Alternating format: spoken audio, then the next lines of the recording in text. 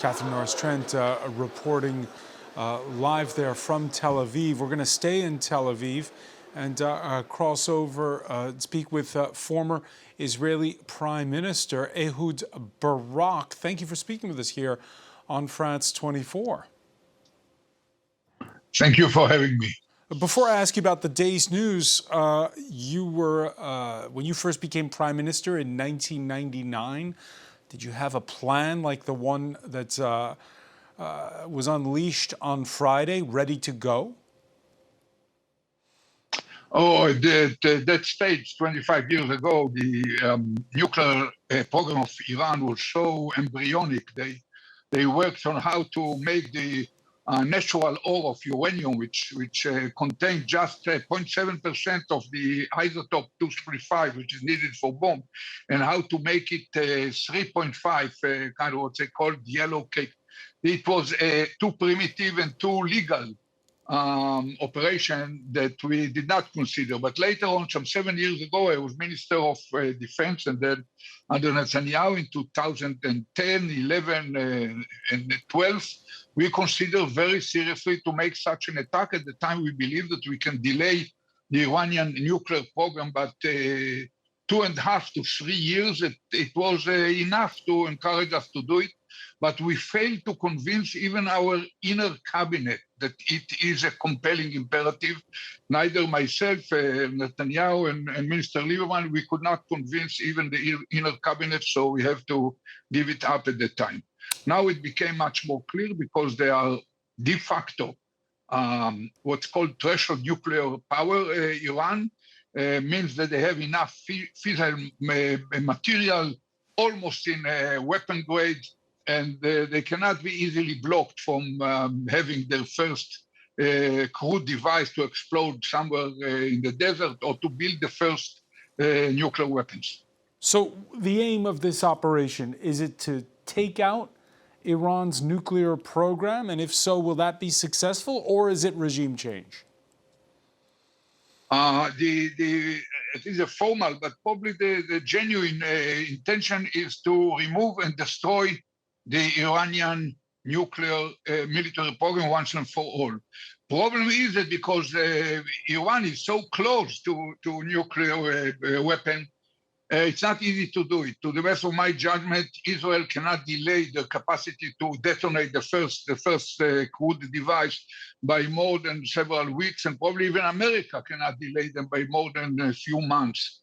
So that's make the only viable approach or path towards putting an end to any pretension of Iran to turn military nuclear.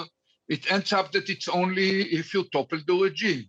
So no one talks about it explicitly, but that might be the idea beyond the attempt to bring America in, because to topple the regime, probably it's an objective which fits better for a joint operation of Israel and America rather than Israel alone. And do you see that feasibly happening? We heard the U.S. president earlier saying he's still open to the idea of talks. He claims that the Iranians even suggested they were ready to come to the White House. We saw a plane, by the way, land in Oman in the last hours, an Iranian presidential plane. The statements of President Trump is not easy to follow. They are not always very consistent, but that's probably kind of negotiating tactics. I personally believe that it's feasible. Technically, it's feasible. If American president would have decided that the time had come to topple down this regime, he probably could achieve it. But it's my impression that President Trump doesn't want to end up there. He probably might consider a one-time shot to show support for Israel to attack this installation in Fordow, which needed heavy American munitions that Israel do not have in order to penetrate it. Probably he will consider one-time show to weaken Iran even more. I don't believe that he will go into a full-scale war.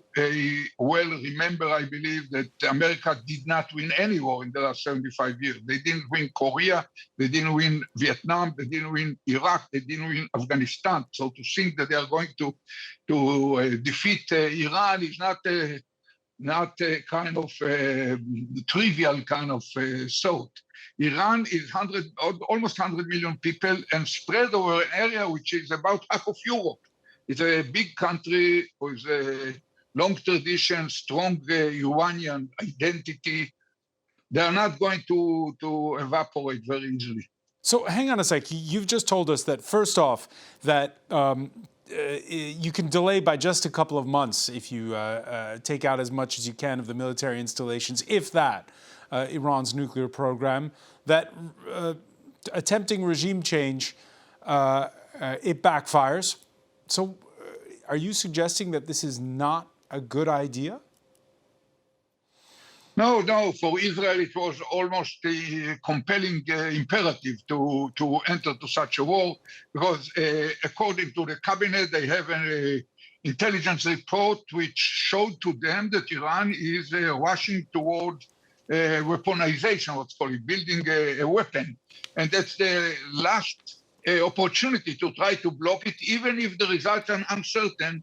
It might be justified in Israeli point of view. And in fact, the impact of the operation the last 5 days is extremely impressive. The far-sighted planning, very high quality planning and resolute execution, everything that was missing from the picture in October 7 of 2023.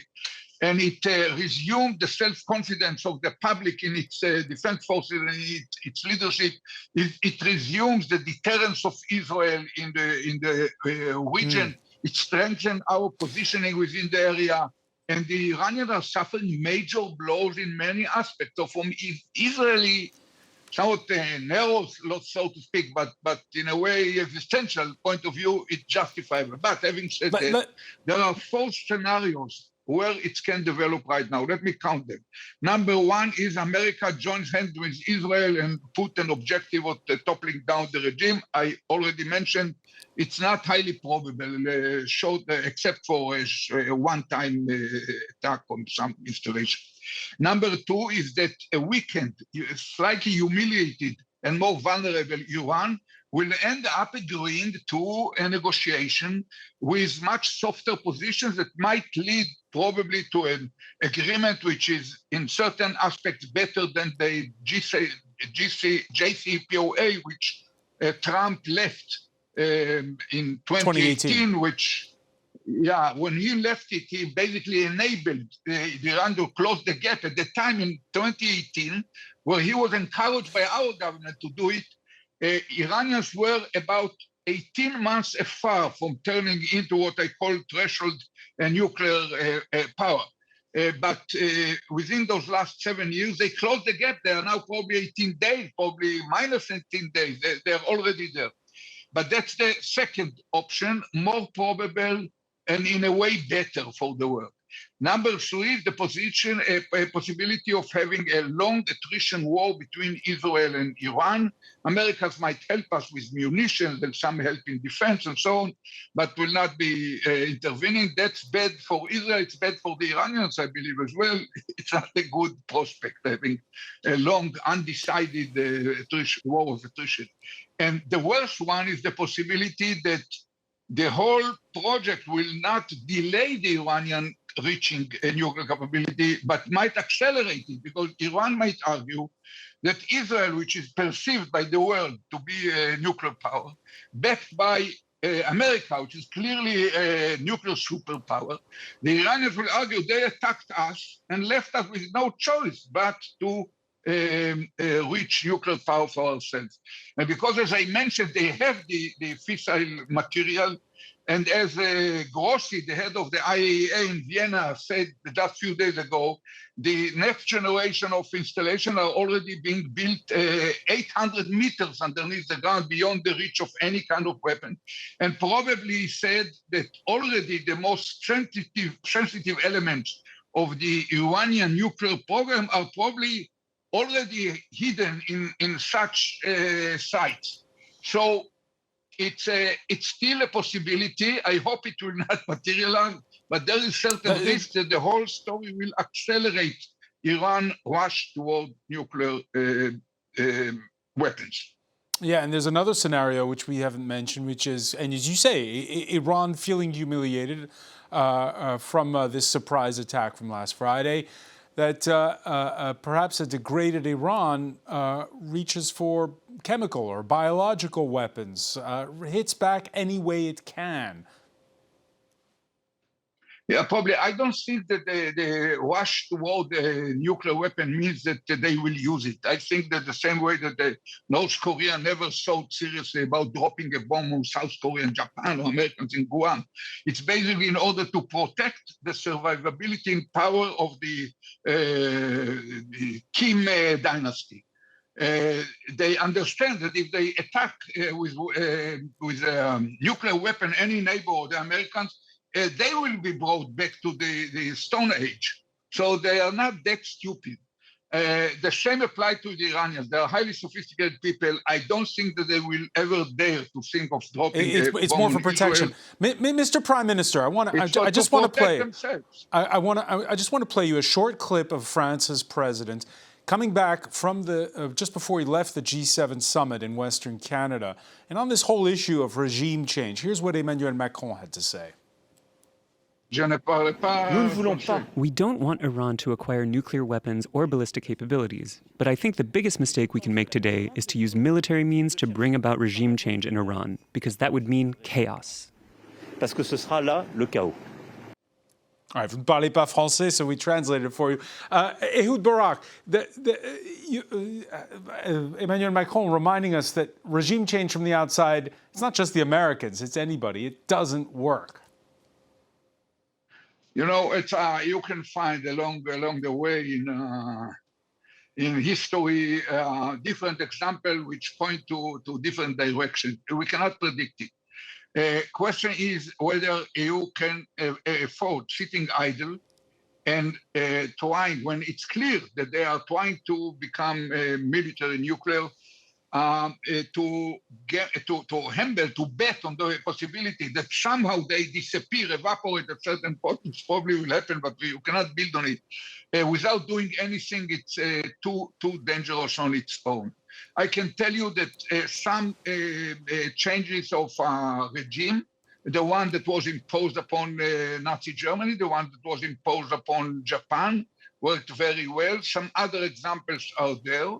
Even some of them in Iran, the CIA and the MI6 replaced Mossadegh in the 50s. You are probably too young to remember it, by the Shah Pahlavi. And for some 30 years or 40 years, he was in power, and it was a much better Iran than we have right now. So I cannot predict it. Time will tell. Now we are already in war. It's not an abstract question. When you are at war, we have to make sure we win it or end it in a proper way. What is certain is that this has changed certainly the conversation. This was supposed to be the week where the French president was hoping to talk about a two-state solution at a UN conference in New York. Instead, the latest massacre of civilians in Gaza has gone largely unnoticed. You gave an interview to Israel's Channel 13 a couple of days ago where you were calling out the fact that the hostages in Gaza, the Israeli hostages, have been forgotten. No. Does Gaza just get forgotten now? No, I hope not. I think that that's an opportunity here. We are now celebrating the successes of the first week, so to speak. You cannot exactly predict what will be the situation in a month or 3 months from now. So that's a real opportunity to put an end to the war in Gaza, to release all the hostages, bring them home. And one big war against Iran is enough for the Israelis. Something that I mentioned is that it raised certain suspicion about the quality of judgment of our government, because Netanyahu, probably a week ago, said in his own voice that the operation was planned already to be executed in April. And for some reason that is not detailed, was postponed to June. So to speak that an Israeli government, in its full senses, sat down in the end of March or beginning of April, planning an operation, a full-scale war against Iran during the month of April, and didn't think of the need to, first of all, to put end to the old war in Gaza and release some 5 divisions of our forces and to bring home the hostages before the whole thing become more complex. That shows that there was certain element of irresponsibility in the attitude toward the hostages. And it reminds the public, majority of the public, that Netanyahu was caught at least 2 or 3 times along the last 20 months, where he practically torpedoed opportunities to bring back the hostages, not because he doesn't want to see them home. I'm sure he genuinely wants to see them back home. But when it clashes with the survivability of his government or the peace of his coalition, he yields to the temptation to not to risk his survivability in power, even at the price of abandoning the hostages. That's extremely painful and will need kind of a day of accountability. So when the Israeli Prime Minister thinks back all the way to March, as you say, about this operation in Iran, how much of that is a personal calculus to ensure his re-election? I do not buy it. You know, I know from experience you cannot differentiate the gestalt of a political leader, make it the political leader, the statesman, the one who looks at history, the private individual with his inner weaknesses or private interests. I cannot fully penetrate the soul or the subconscious of Netanyahu. But I assume that here, this case, it's something serious and genuine. It's not any kind of, it was not born out of this idea how to survive his government. I hope and believe that that's the case. Of course, I cannot prove it. Ehud Barak, former Prime Minister of Israel, so many thanks for speaking with us here on France 24. Thank you for having me.